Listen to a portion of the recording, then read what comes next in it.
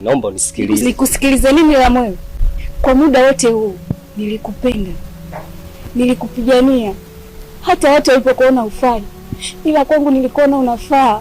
Haikuwa dhamira yangu, na wala sio hivyo ulivyokuwa unafikiria wewe. Utanielezea nini wakati kila kitu kilikuwa wazi, tena kilikuwa hadharani kabisa? Utaniambia nini wewe? Ni udhaifu tu ambao nilikuwa nao na nitamaza muda mfupi, kwa hiyo tafadhali. Udhaifu?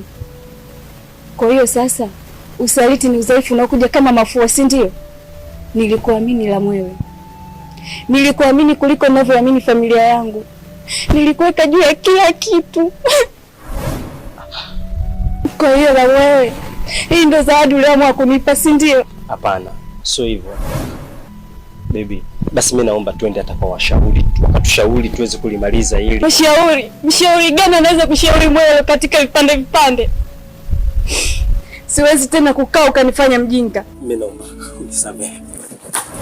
Crazy love, haya ndo mapenzi. Mapenzi uchizi. Haya unakuta huyu anamchiti yule, mala yule anatoka na huyo.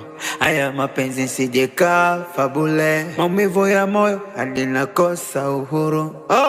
Mapenzi anaga ufundi wala komando.